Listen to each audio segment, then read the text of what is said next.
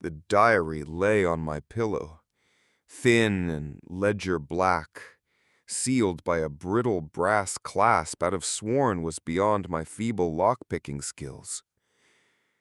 The only reasonable conclusion, I owned not only the diary, but the parts of myself that could bend metal restraints and erase memory with equal proficiency. The cover was unmarked. No name, no monogram, just the patina of unhandled years.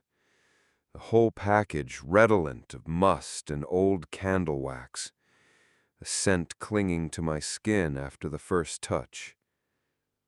I snapped the clasp off by twisting a flathead screwdriver an eighth turn too hard. The thing yielded with a noise so abrupt I startled, nearly driving the blade into my palm. Inside, pages furred at the edge with thumb grease, the paper's grains scalloped from heavy-handed fountain pen. The handwriting matched my own, though here it dipped and swooped with a confidence I could never muster, not even on my best caffeinated mornings. The first entry was dated June 3rd, 3 years ago, the day after the fire that ate half the town square. A fake coincidence if I'd ever seen one. I scanned the lines, bracing for the slow static of memory to unfurl. June 3rd. Today began under blood-tinted glass. Walked the perimeter. The circles are holding, but the soil is bone-hungry. Must try again after sundown. I frowned. The cadence, half mocking, half prophetic. What circles? What perimeter? The next pages alternated between sketches, feathery, fractal signals that bled together when stared at too long, and lists arranged in meticulous columns, types of salt, varieties of cordage, stockpiles of antique keys, always accompanied by shaky footnotes in my own private lexicon. Some entries were just a single phrase, scrawled over and over and over. "They don't sleep," one page screamed. "They wait," repeated another, smaller each time as if retreating from the margin.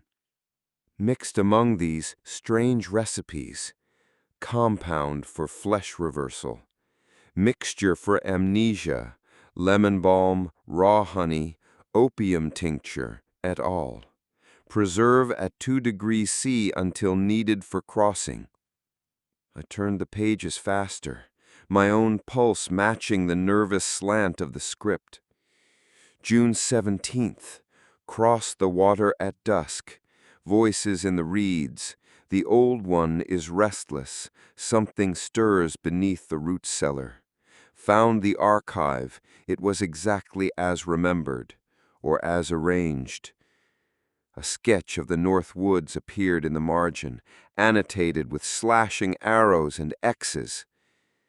The next entry was a revelation in negative space. June 18th.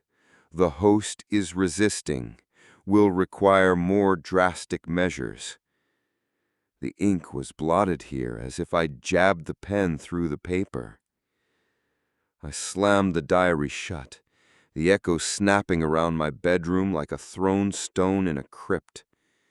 Shadows prowled the edge of my vision. Something in the shape of my bookcase seemed taller, sharper than I remembered. I tried to laugh, but the sound came out thin and warped. A phrase bobbed up from the surface of my mind, unbidden, like the chorus of a song I hated but couldn't escape. I am the archive. That was the worst of it. Not the suggestion that I had authored these entries, or even that I had been compelled to forget them. It was the certainty that I was already doing it again. The next locked diary could be under my bed, in my office, buried in the wall behind the sooted fireplace. I lay down, fully clothed, the diary pressed cold against my sternum. Within minutes, The edges of sleep curled over me, and I began to dream. A host of faceless shadows, chanting in a tongue I almost recognized, my body breaking fragile circles of salt with slow, deliberate steps, the stifling taste of wax on my tongue. My hands worked at obsidian stones, constructing a pattern I had sketched 100 times in childhood. In the center was an empty space, shaped suspiciously like my own heart. When I woke, my hands were smeared with ink. I staggered to the bathroom, half blind, and found a fresh symbol drawn in the condensation on the mirror, an angular, recursive spiral. It pulsed faintly, as if the glass itself were breathing. I didn't panic. That was the most disturbing reaction. I wiped the spiral away with a towel, made coffee, and sat at my kitchen table thumbing through the diary, searching for the last entry. I found it at the very back, August 24th, undated. I know you're reading this. It's time to remember. My lips moved on their own, and I whispered the words, tasting old dust and bitter honey. And somewhere below the town, beneath the tangled roots and the failing streets, something ancient rolled over in its sleep, smiling with my teeth. The days that followed passed in epileptic flickers, moments of normalcy punctured by a pressure behind my eyes, as if something orchidaceous bloomed there, hungry and patient. My students remarked that I taught with new authority. I graded papers in ravenous bursts, red ink blossoming in the margins. On the walk home one evening I found myself humming, not the usual spent pop from my adolescence, but a sinuous line that crept in a minor key, uncoiling without resolve. It was only as I neared the house that I caught myself mouthing, "They don't sleep," in time with the tune.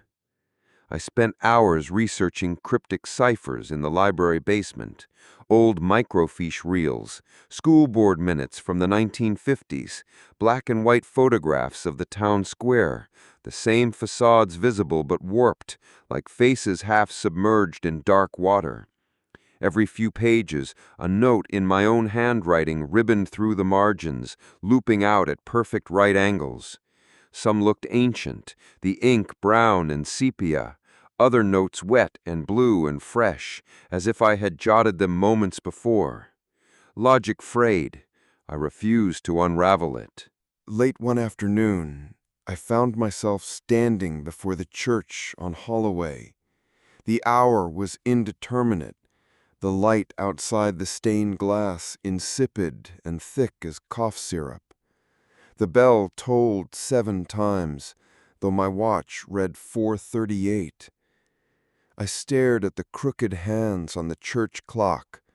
Without looking down, I'd scratched a sigil into the condensation on my takeaway iced coffee. The spiral, again. The wind changed. Something about the way the shadows lazed over the buckled paving stones told me I wasn't alone. I felt observed, not watched precisely.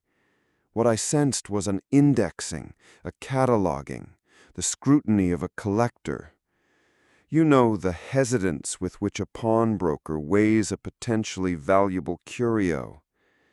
That's when a voice, slippery as oil and pitched at the back of my larynx, curled around my thoughts. Your resistance is admirable, but ultimately futile. We are eternal. I tried to respond aloud, but the tongue in my mouth didn't feel like mine. It lay sullen, heavy as sodden felt. My hands shook. For a moment I saw my own silhouette cast against the glass doors of the church, head cocked at an angle that made my spine sing with panic. "This is not me," I wanted to yell. Instead, I stood a moment longer, then walked home as if nothing had happened. Sleep eluded me that night.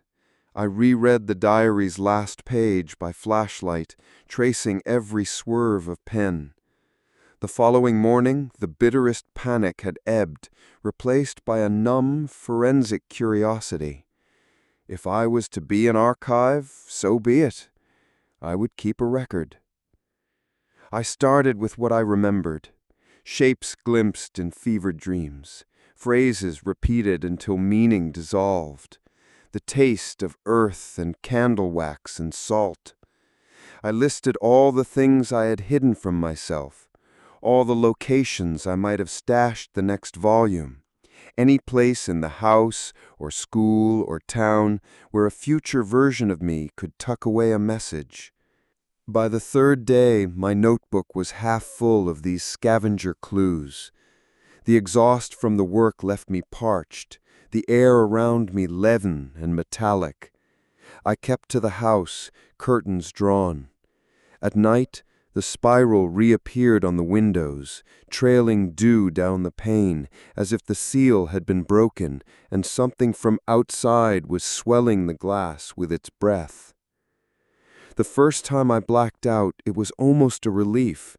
1 minute I was at my desk, laptop open. The next I was on the kitchen floor, hands sore and sticky with a paste of honey and astringent brown powder. The smell was sharp, like dried blood and lemon. I checked the fridge. 2 lemons and a just-opened mason jar of honey were gone. The trash can was empty. I blinked away vertigo. The empty spaces in my memory felt deliberate, curated. I found an unfamiliar wooden bowl, washed and drying beside the sink, a shallow depression stained with maroon residue. I called my sister, desperate for an anchor. My voice, when it came, sounded shriveled and mean. We spoke of childhood, our parents, the way the air in New Cornwall always tasted faintly of smoke and seaweed. She remarked I sounded different. I hung up when her voice caught with worry. I didn't want it to infect me.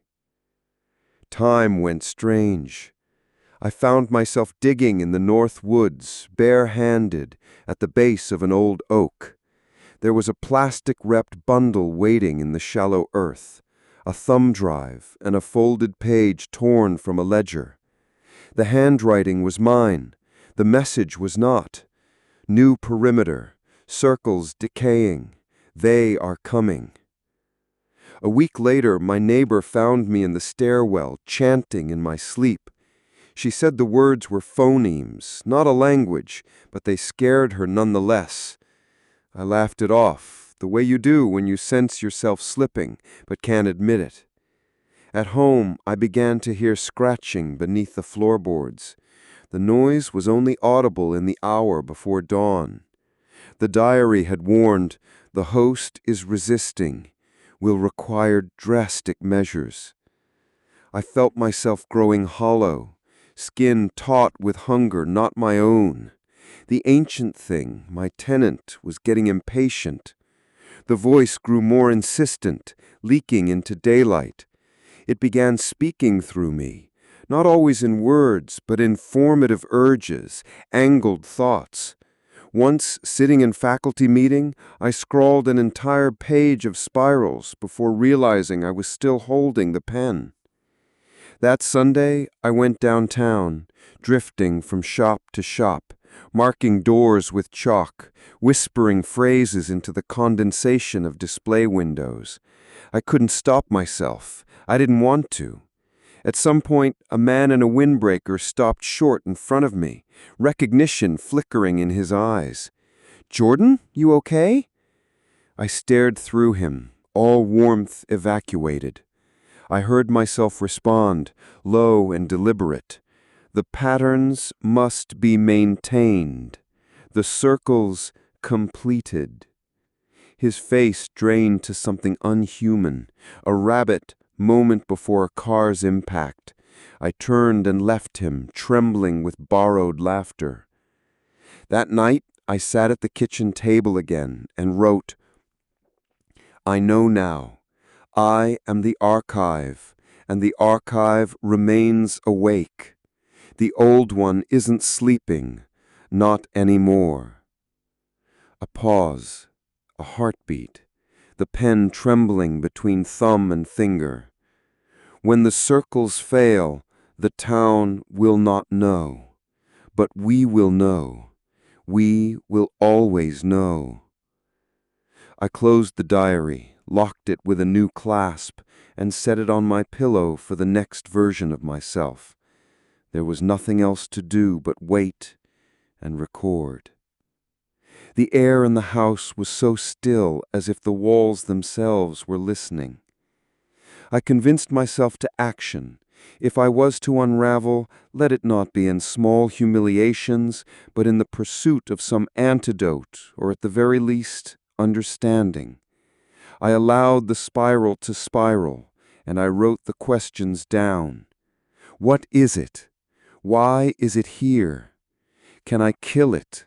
Or can it kill me? Or is it only hungry for my name, my shape, the slow drag of my memory as it tenderizes the brain for long-term storage? I obsessed over the phrases in the diary. I cross-referenced esoterica, grimoires, treatises, the Gothic oddities in the town's own archives, the footnotes on the footnotes. The librarian started leaving the key to the sub-basement out for me, whether in subtle encouragement or from a desire to remain at a careful remove. Down there, past the row of airless cabinets and dust-choked back issues, I found a microfilm reel labeled in unfamiliar shorthand. I threaded it onto the ancient reader and watched the light paint anemic blue across the screen. The article was from 1981, a half-page lost in filler between Fire Department demonstrates new hose and Cornwall Juniors take regional baseball title. It described an incident, a man, a butcher, who had, without warning or provocation, locked his family inside their home and methodically salted the floorboards. The children escaped by shattering a second-story window, but the mother was never found. The house caved in that same night, disaster attributed to dry rot and improper electrical wiring. The only quote from the surviving daughter, "He said he was a record. He said he had to be." The phrasing was recursive and wrong, but the word choice was mine, as if some future lapped at the edges of the past. I leafed through the next column, and my eye caught a marginal scrawl. "Is this a circle?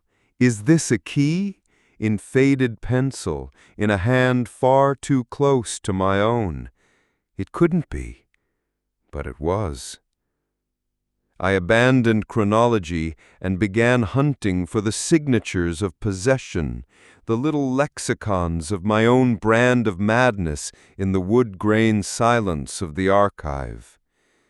I didn't mark the moment, but my body knew it. I had done something, not in dreaming, not in thought, but in flesh. The knowing knocked little holes in my midsection and filled them with cold, stinging air. I biked home in a directionless panic.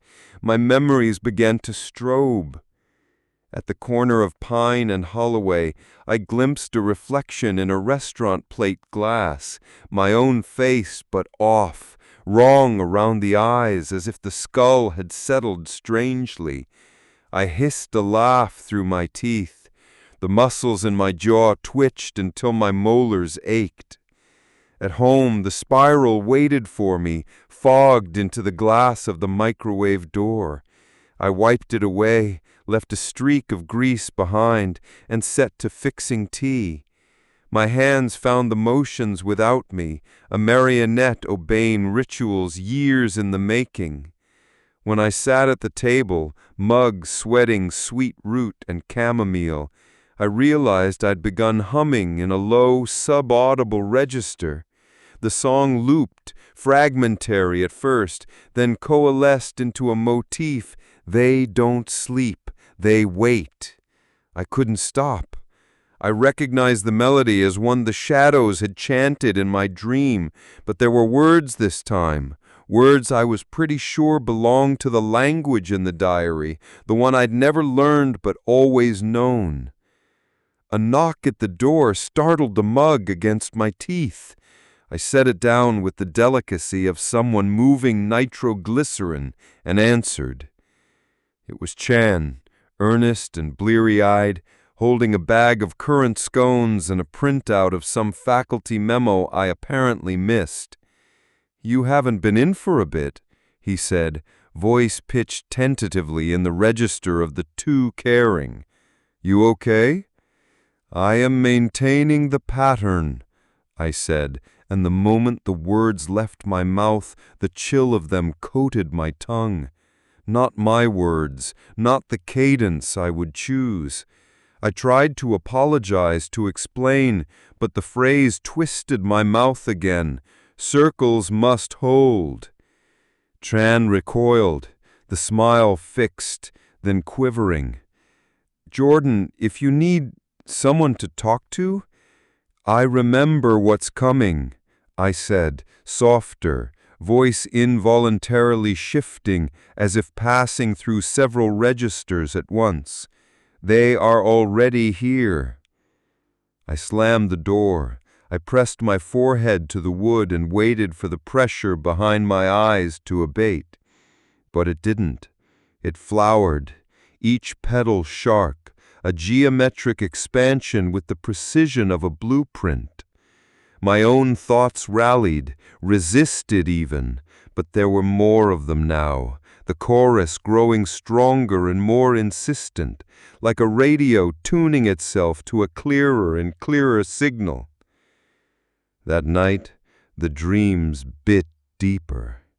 I was walking through the town, an invisible presence at my shoulder, showing me windows with sigils etched in condensation, basement doors chained shut from the outside, neighbors sleepwalking in ragged concentric rings around the clock tower. I awoke to twilight and the vague metallic taste of blood. My hand, out of frame, was already writing in the diary. Perimeter expanded, circles breached at 3 points, host attempts resistance, efficacy diminishing. I bolted from the chair, scattering loose pages and pens. The next hour I spent frantically scrubbing the windows, the mirrors, even the ceramic rim of the toilet bowl where another spiral had imprinted itself in some dull red resin. I tried to call my sister again and succeeded only in dialing a local area code plus nonsense digits. The voice that answered was wet with static and entirely too familiar. "We are awake. We are waiting." I hung up, pulling the cord from the wall. The phone continued to ring, now disconnected. I resolved then to never sleep again, never give it an inch. For 1 week, I bathed in coffee, late-night television, bitter cold walks around the block. But every day I weakened, and every night the voice found new cracks in my resolve, through music, through the grain of the floors, through the very bones of the house. On the 7th day, I found myself at the edge of North Woods just as the sun guttered out. I carried with me a canister of salt, and in my other hand the old diary, its pages now feral with marginalia and overlapping, unhinged script. I poured the salt in careful arcs, mumbling whatever came to mind, aiming for the right blend of science experiment and sympathetic magic. At the center of the circle, I laid the diary. For a moment, nothing happened but the wind. Then every nerve in my body crackled with cold fire. My mouth opened, my tongue moving, but not in my own voice. We have been patient. We have learned your thresholds. Now let us recall the arrangement. I dropped to my knees, desperate to claw myself back to the surface. It almost worked. I was almost myself. But the voice surged up, crowding out the last of rationality with its ancient music. I screamed until my throat bled. I don't remember collapsing, or walking home after, or climbing into bed. Only waking, gums numb, tea gone cold, and the new diary on my chest, first page open, blank, waiting for the next round to begin. I would try again to resist. I would fail. That was the shape the story always took. But if I could not be the author, I would at least be the archivist. I would keep the record alive, even if it cost the rest of me. The archive does not sleep. The archive waits. Even now, weeks on, when the entries render themselves across the paper, they sometimes refer to the host in third person, sometimes first, and sometimes the boundaries smear, and the we becomes a grotesque plural. My psychologist, a woman of tenured patience and lichen green cardigans, tells me there is precedent for this: dissociation, fugue, splitting. She listens with a professional tilt of the head while I recount losing time, drawing symbols, waking up in the woods with antique keys in my pockets and earth under my nails. She doesn't believe in the supernatural. I am at pains to prove I don't either.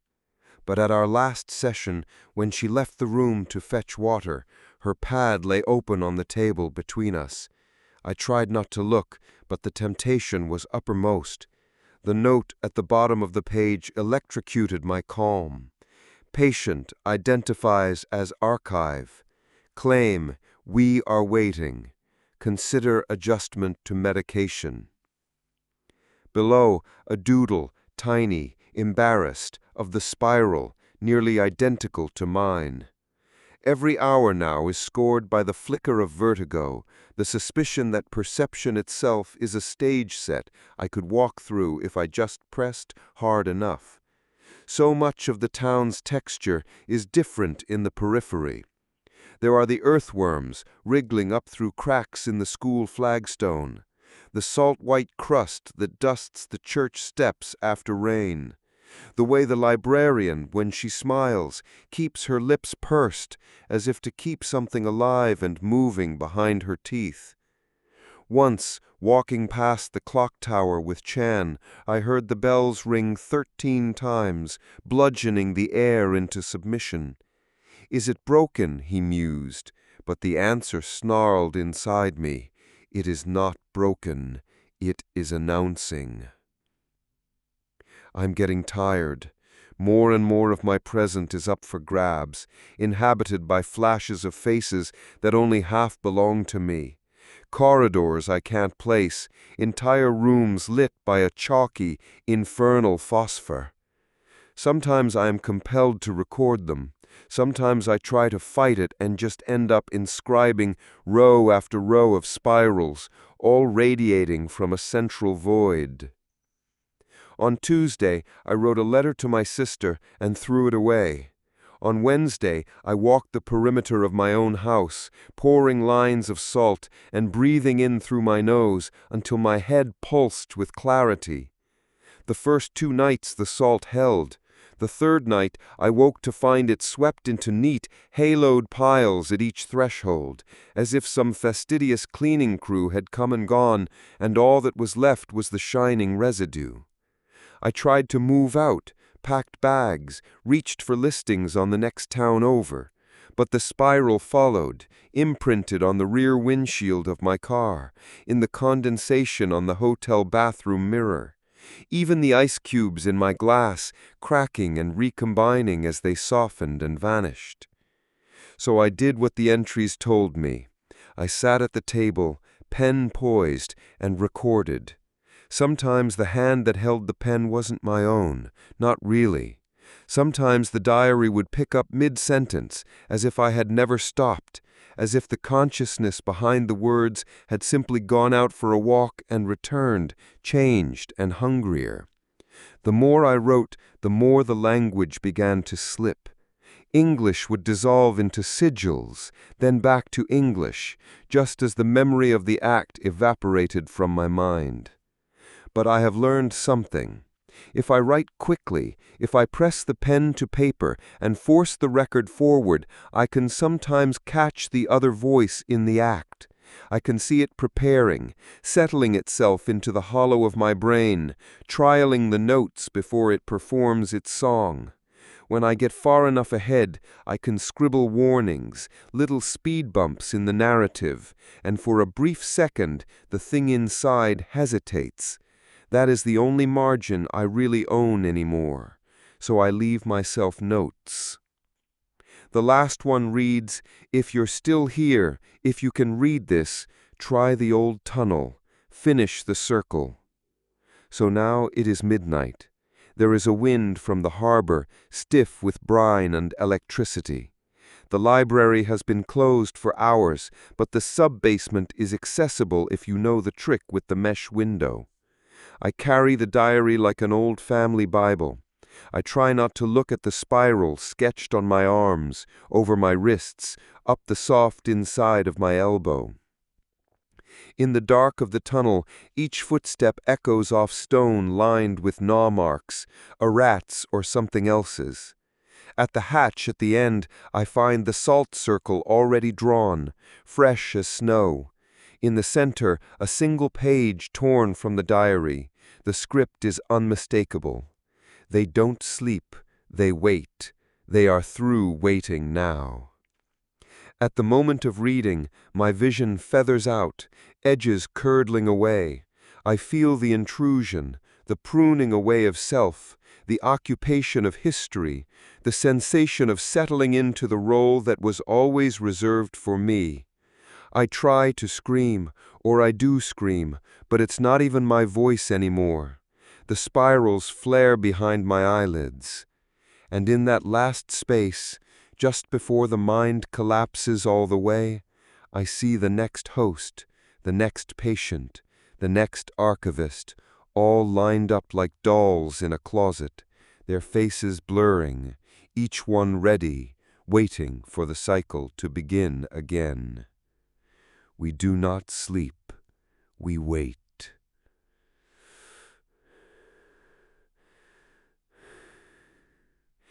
The first night I tried to destroy it, I was careful. I shredded the oldest volume, page by wretched page, cross-cutting the fragments before feeding them to the wood stove. They curled and blistered, then shriveled to black lace.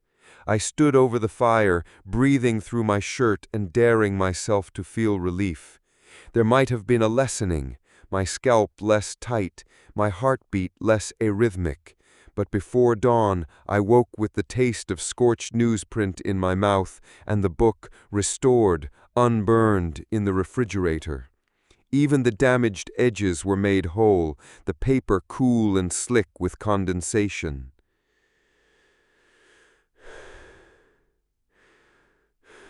The next day, I mailed the diary to myself, addressed to an office supply warehouse in Vermont. I dropped the package off in the main branch with a trembling hand and forced myself to believe it would be gone, out of my sphere, cut loose on the windings of the interstate. That night, 3 soft knocks at the door. A courier, pale and smiling, handed me the package with my own signature on the receipt, as if I had already accepted it. The tape was unbroken. The spiral, now larger, glistened in marker beneath the return label. I screamed into a couch cushion until I vomited. Every attempt backfired, and each iteration brought the diary closer. A stack in the medicine cabinet, loose pages in the drum of the washing machine, strips woven into the lining of my winter coat. I flushed a handful of clippings down the sink and found the remnants leafing from the bathtub drain, undulating in the pressure of the morning shower. For every effort, a new redundancy coalesced. The entropy was exponential. I called Chan. He sounded groggy, but didn't comment on the hour. I heard him fumble for glasses, the scrape of wood chair legs. "Jordan, you okay?" "Come over." My voice was wet, rubbery. I'm not safe." A long pause, then, "I'll bring coffee. Don't go anywhere." I spent the waiting minutes cataloging all the objects in the living room that could plausibly be considered weapons, then shaking at how little difference it would make. I practiced the story in my head, how I would frame my crisis, how much to admit without scaring him off. The words congealed and stuck in my throat like uncooked dough. When Chan arrived, I nearly broke his wrist yanking him through the door. He steadied me, studied my face, and set the coffee down with deliberate care, like one might leave an offering on a grave. "It's worse, isn't it? You look like a ghost." I tried to hand him the diary. My hands trembled, but even so, the act required more will than I imagined. He took it, thumbed the pages, then recoiled as if stung. "Jesus," he whispered. "Did you write all this?" "Yes. No. I don't know." The words skirted the boundaries of my mouth, veering away from truth at the last moment. But the word caught in my chest, and for a moment I felt that other presence stretching under my skin, lazy and sated. "I want to help, but you haven't been yourself. You're not sleeping, you're not eating. God, you told me you were the archive. Do you hear how that sounds?" I flinched. "I can't explain, not all the way, but I need you to take this." I gestured at the book, which glared up at us, silent and heavy. He watched me, then the diary, then me again. "Okay," he said, so gently I almost hated him for it. "We can do that, but you're coming with me tonight. I don't want you here alone." He packed the diary into his messenger bag and steered me toward the car. Outside, the streetlights fluttered, each cone of sodium vapor trembling, as if the bulbs themselves were resisting a blackout. The walk to his car was 30 yards, and with each stride my dread compounded. By the time we hit the curb, the certainty arrived fully formed. If the diary left my line of sight, something inside me would rupture. "Wait," I said, seizing his collar. "Don't let it—" But I didn't know what came next. A cold clarity pinched my brain like a clamp, my tongue seizing with the urge to chant. I swallowed spirals of language that sang up from my marrow. "I'm not sick," I managed, knuckles white on the dashboard. "It's not a delusion. You'll see." He said nothing, just started the car.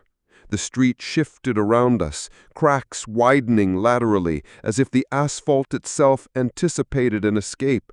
The drive to his apartment was only minutes, but I saw in the sweep of the headlights dozens of things that weren't there the day before.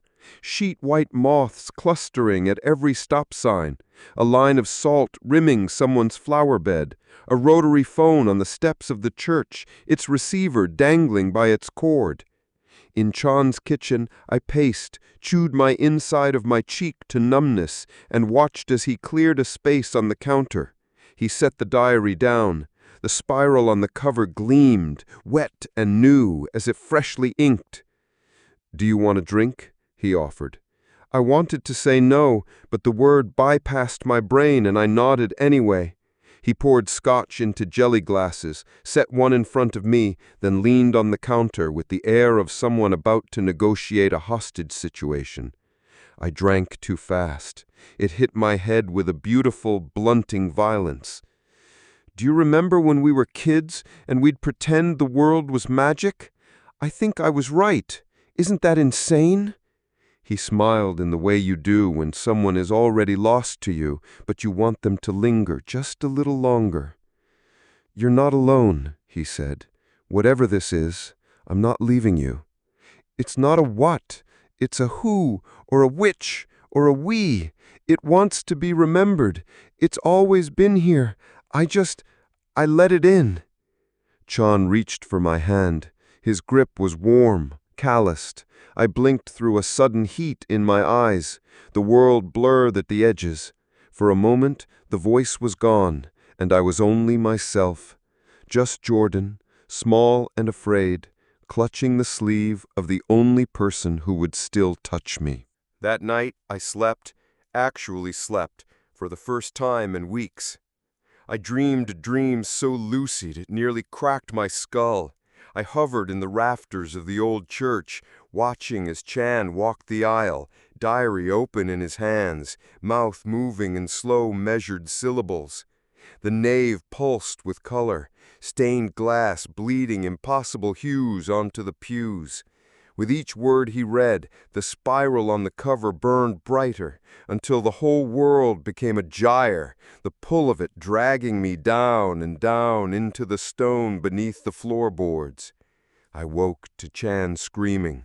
I found him curled in the bathtub, knees to his chest, the diary gripped so tight it left an embossed crescent in his palm. He stared at me with the glassy lucidity of the freshly traumatized. "I saw it," he said. "No, I was it, and it was—" He lurched and vomited into the sink. "It's okay," I managed, holding his shoulder. "It's okay, I'm here." But it wasn't, and we both knew it. We spent the day in his apartment, curtains drawn, afraid to touch the diary, but more afraid to let it out of our sight. Chan dozed off around noon, and for an hour I watched the book, daring it to move. 4 times I caught myself reaching for it, lost in the urge to caress the cover, to thumb through the pages, to feel my own script return home to roost. By evening, Chan was upright, drawn and pale but himself. We debated 100 strategies: fire, acid, submersion, burial. We settled on a hardware store trip and returned with supplies: acetone, duct tape, a yard of burial plastic, a novena medal from the dusty rack by the register. I couldn't help but laugh at our naivete, but we had to try. At midnight we drove to the landfill on the other side of the inlet. The moon was enormous, the clouds low and shark gray. Chan cut the engine, and we hiked to the ravine where the oldest trash was buried. We poured the acetone over the plastic-wrapped diary and lit it. Flames erupted, charring the plastic and sending up a pillar of green-black smoke that hung around our heads in the motionless air. "It's done," Chan said, voice flat with disbelief. I nodded. I didn't believe it, but I nodded. We drove home in silence. The next morning I walked to my front door and saw it there, on the stoop, the cover unscarred, the novena medal dangling from the clasp by a length of burnt plastic, the spiral perfect as bone in a museum case.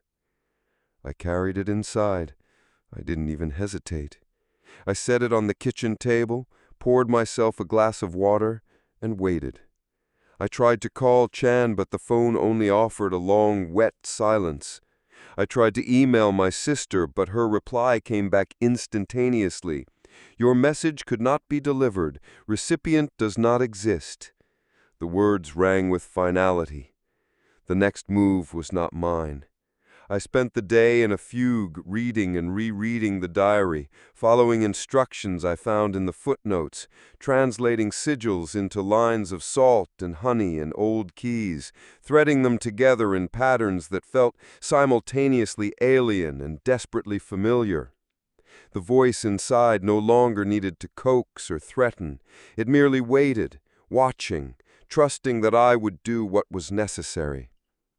On the third day, Chan's parents called to say he had checked himself into a hospital, muttering about ancient languages and the weight of memory.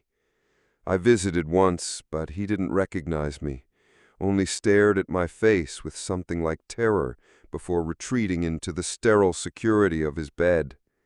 I promised never to visit again. The pattern was clear.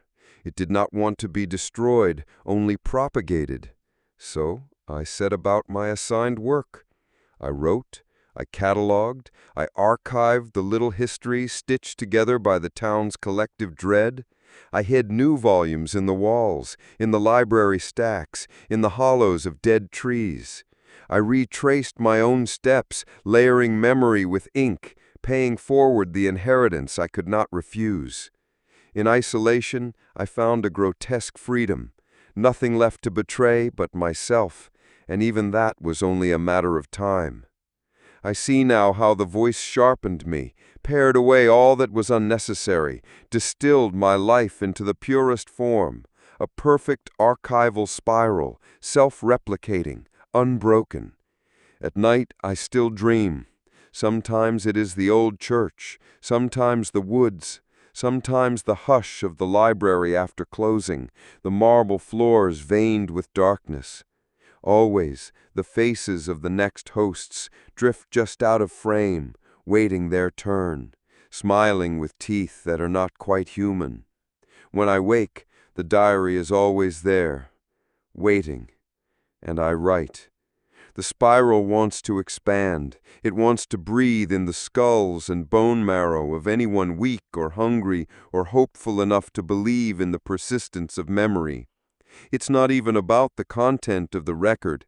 The spiral feeds on recursion, on the inevitability that each new host will try to reconfigure the pattern to make it kinder or less ravenous or more artful, and in so doing only deepen the groove for the next to fall into. I know this because sometimes I watch my hand from behind my own eyes, detached, spectral, cataloging the evidence of failure so thoroughly it becomes a kind of triumph. You start to value the nuances in your own undoing. The flavor of fear that strikes at midnight versus the one that crawls into your blankets at 4 a.m. The moment you realize your handwriting is a fraction sharper than yesterday because you're a fraction less yourself. The satisfaction in watching a neighbor repeat your old superstitious rituals with incremental innovation, as if a thicker line of salt or a more precise version of the chant will tilt the odds in their favor. It never works, but the attempt is always appreciated. The only cure is inheritance. I have accepted this. It's not noble, but it is honest. Last week I tried a legacy experiment. I wrote a decoy diary filled with invented glyphs and made-up instructions, then hid it in the crawl space above the boiler room at the library. Within days, I saw a trio of freshmen arguing in hushed tones at the main table, the decoy open between them. They didn't look like me, and they didn't sound like me, but the way their hands hovered over the page, hesitant but compelled, made it obvious that the infection had already begun. I watched them from across the stacks, my own spiral throbbing warm on the inside of my forearm. I felt nothing, or, I suppose, the relief of responsibility leaving. In the morning, I sometimes wake before the spiral does. I lay perfectly still, listening for the urge to begin. If I'm careful, I can slip out of bed and move through the house as if I'm a tourist, touching nothing, alert for the lies my own psyche will tell me as soon as I'm not looking directly at it. I get dressed, make coffee, answer professional emails with a facsimile of my old self. The library's morning chill is good for this state, a cold so thorough it feels like vacuum, a world with all the voices suctioned out.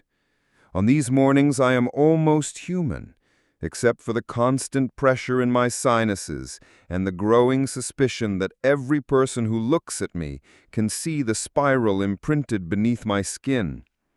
It is possible to live like this if you accept the spectrum between self-abnegation and outright possession as a sort of weather pattern. Some days will be clearer, some days the wind will howl, and on certain days you will not recognize your own reflection, but by then you will have learned to laugh at the discrepancy. To my surprise, Chan called. He said nothing for a long time, just let the mutual static breathe between us. At first I thought he'd dialed me by mistake, until he let out a sigh that sounded like a wooden beam fracturing. "Does it get better?" he asked. I thought about lying, but the spiral would snap my tongue before I could finish the sentence. No. He let that sink in. But we get used to it? Some of us do. I heard him smile, or maybe it was just his teeth clicking. I found something in the drywall, behind the medicine cabinet. I think I'm supposed to read it? I nod, forgetting for a moment that he can't see me. Yes, read it, then do what it says, then add something of your own. That's the only way it stops hurting. I almost believe myself when I say it. After the call, I went for a walk. The air was glass and I could see my breath. I walked all the way to the edge of town where the salt marsh warps into tidal plain and watched the evening roll in. Across the twilight, I saw someone else standing in the reeds. I recognized the set of their shoulders, the uncertain way they held their head, as if unaccustomed to carrying the weight of extra thought. I had not seen myself outside my own mind in so long that the effect was dislocating, a haunting. The other me stood there, motionless, until the fog claimed them and the world returned to its familiar, indifferent spiral.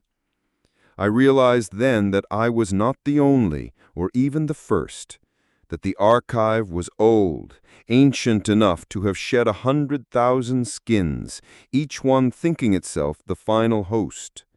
I laughed until I tasted blood. Then I went home and began writing again. I write because it's what the spiral wants. I write because it's what I want. The difference these days is only semantic. Tomorrow I will hide a new volume in the walls of the church. I will leave clues in spaces only someone like me would look. And if I'm lucky, I will go a few more days before the spiral asks me to sleep.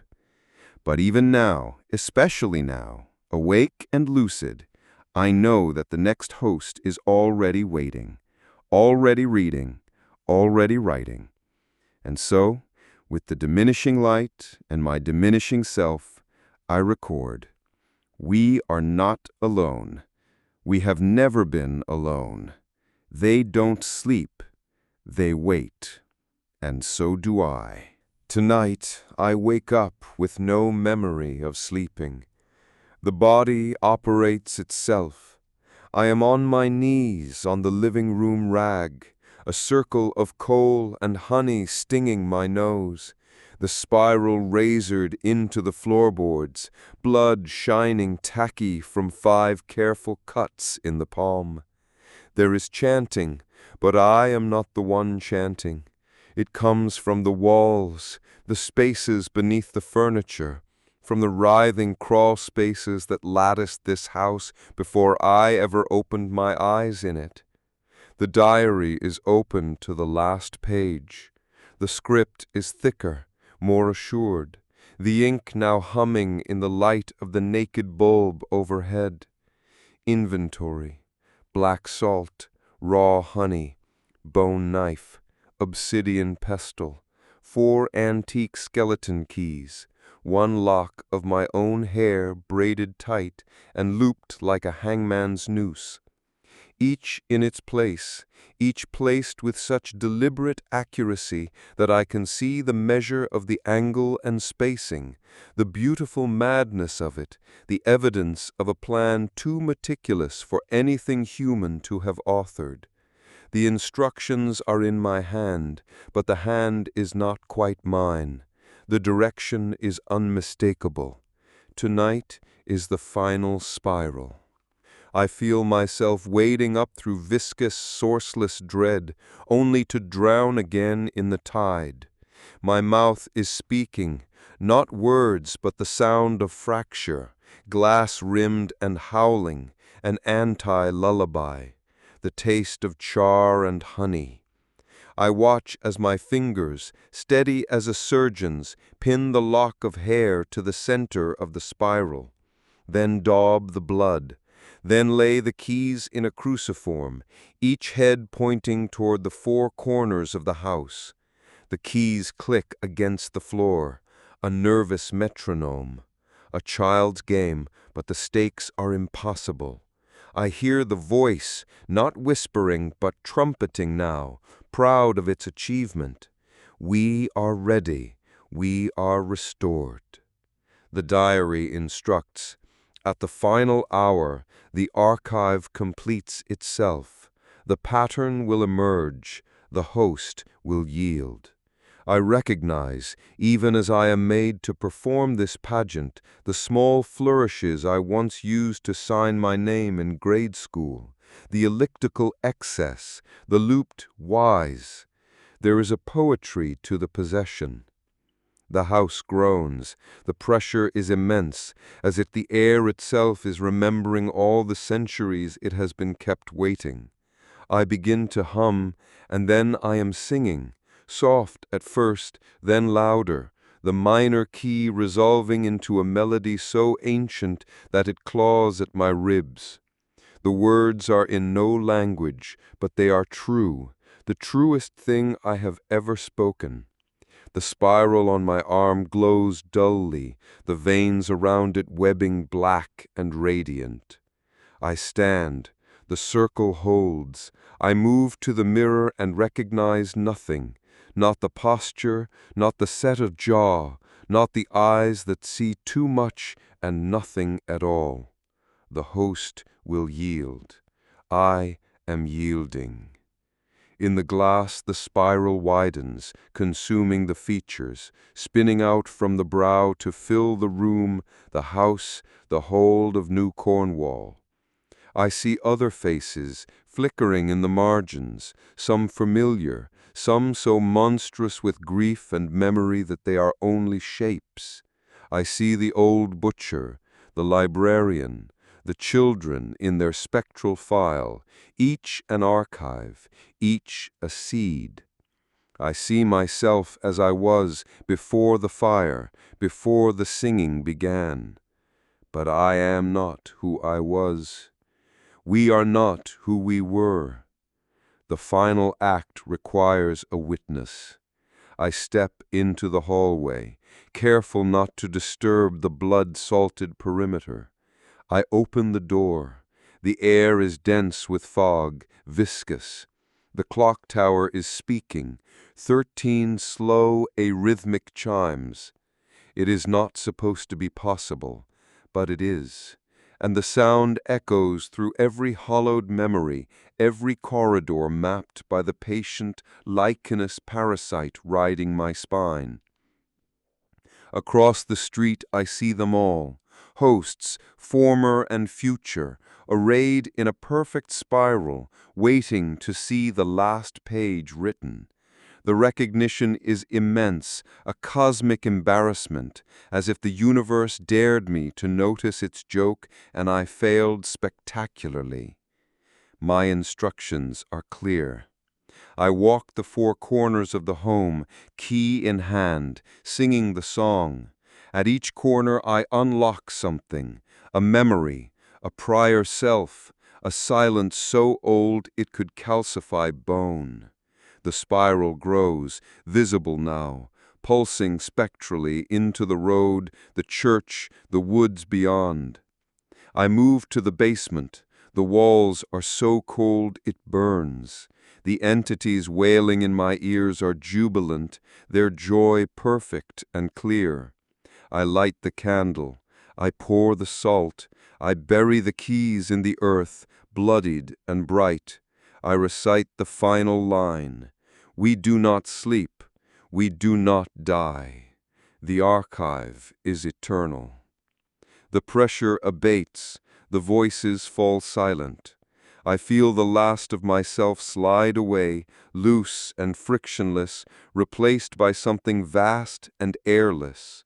I return upstairs and see the diary shut itself, the clasp locking with a noise both tiny and absolute. I lie on the floor, arms splayed in symmetry, and blink once, twice, eyes open to the ceiling and the world beyond the ceiling, and let the pattern have me. In the morning the neighbors will find the door open, the house spotless, not a trace of blood or salt or soot anywhere. Only a spiral, etched with perfect gentle care in the center of the living room, and in the middle of the spiral the diary, already curing itself for the centuries to come. Above, in the sky, the spiral has burned itself into the clouds, thin and elegant, and as certain in its purpose as the orbit of worlds. The archive is awake. The archive is patient. From somewhere I watch as the next host, the clever, tireless, doomed thing that will inherit me, steps through the front door, sniffs the air and is overcome by the sudden inexplicable urge to hum a song that no one remembers teaching them. The world rewrites itself, and the record endures. We do not sleep. We wait.